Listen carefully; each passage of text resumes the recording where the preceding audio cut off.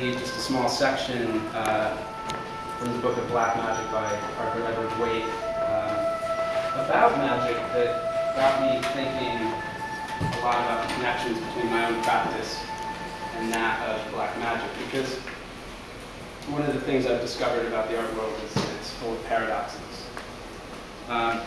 Beyond these fields and this borderland, there lies the legendary wonderworld of mysticism, magic, and sorcery, a world of fascination or terror, as the mind which regards it is tempered, but in either case, the antithesis of admitted possibility.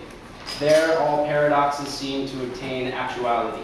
Contradictions logically coexist. The effect is greater than the cause, and the shadow more than the substance. Therein the visible melts into the unseen. The invisible is manifested openly. Motion from one place to place is accomplished without traversing the intervening distance. Matter passes through matter. There, two straight lines may enclose a space. A space has a fourth dimension and further possibilities beyond it. Without metaphor and without evasion, the circle is mathematically square. There, life is prolonged, youth renewed, physical immortality secured. There, earth becomes gold, and gold earth. These words and wishes possess creative power. Thoughts are things, desire realizes its object. There also the dead live, and the hierarchies of extra-mundane intelligences are within easy communication. Those are some shows. And so, within the art world, there is clearly a hierarchy of powerful figures. Some maligned, some beneficent, but that really depends on your perspective as an artist, or perhaps a magician, or a sorcerer. In traditional ceremonial magic, the circle provides protection for the operator. And when you're performing ceremonial magic of any kind, commonly the artist or whoever's performing is commonly referred to as the operator. And usually circling the first layer of the circle are names of beneficent or benign spirits to provide protection, to reinforce the circle. Then within that, there are usually geometric or angular forms, such as the pentacle or pentagram. Usually, the operator employs a magical script, often Latin, to invoke or conjure the demon or entity in which they wish to draw power from. And magic, sometimes known as sorcery, is the practice of consciousness manipulation and or auto-suggestion to achieve a desired result, usually by techniques described in various conceptual systems. And magic, the word, is attested in the 1st century Plutarch, typically appears as the feminine, from Latin as ars magica, or magical art.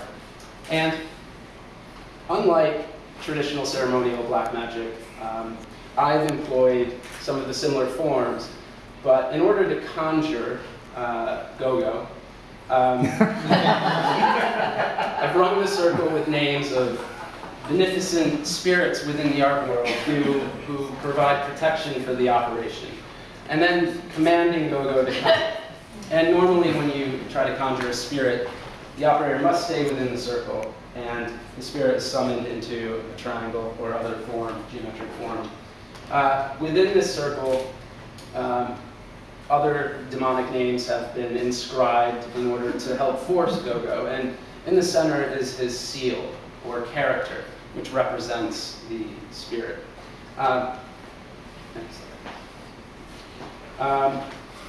In traditional black magic, demons usually appear in rather strange forms. This is Boyer, and he is just one of the descending hierarchy, or part of, there's hundreds of demons that you can summon through black magic, and they all have strange powers. Some of them can teach you mathematics, some of them can teach you language, they can transport goods and wealth at a distance, they can inspire celebrations, and generally, they're not necessarily evil.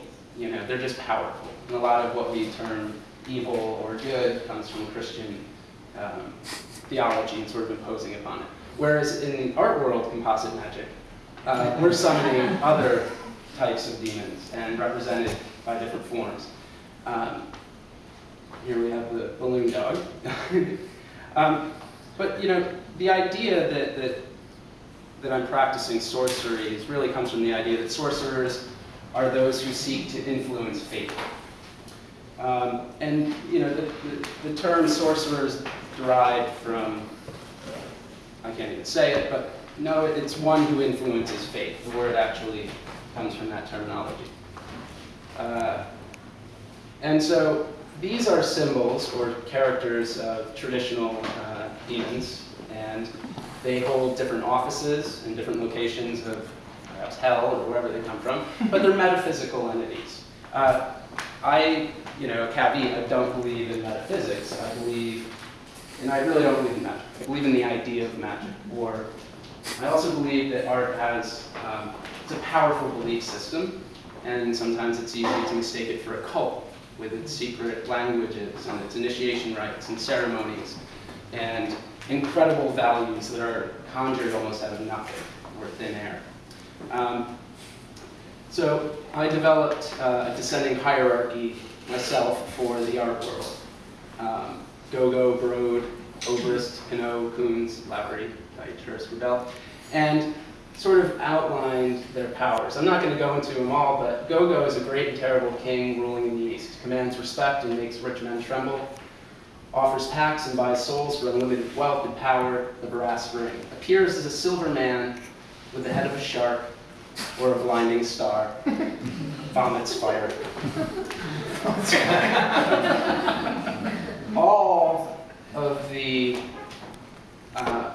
art world entities that you could summon, you could try to make pacts with through conjuration. You could try to command them to do things for you, like get you a retrospective at MoMA, or triple or quadruple your value at auction, to ward off annoying bloggers. And it worked.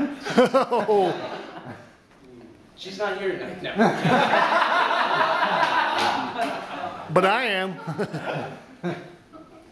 Can't win them all.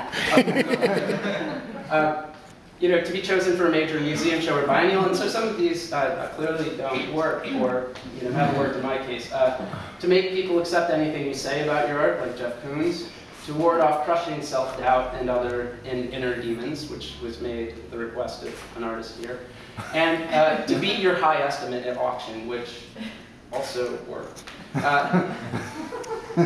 You'll notice in the talismans there's a lot of script and nonsense, and some of that, we flash forward, is borrowed from ciphers. Most magicians or operators employ a cipher or a very simple substitution pattern to keep some of their names or requests secret. Usually they're pretty basic. And this is just an example of a script from like 1885 by an English magician. But if we scroll ahead, I've also created my own cipher, which is this area here, and it's really just nonsense. But nobody really knows what it is, so I get to use it.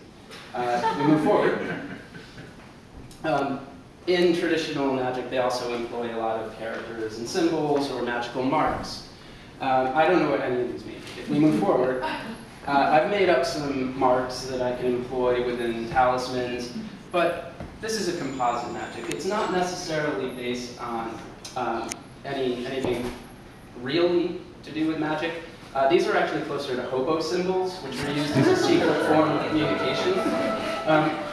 These are actually meant for artists to communicate secretly amongst each other, because it's so difficult to name things in the art world or talk actually about what's going on, because really most of the power that you're drawing from is in this gap between what is and what is desired. And for artists, that can be a huge source of frustration. It can also be a way to create incredible value around things. So it would be amazing if artists could leave these in chalk outside a gallery.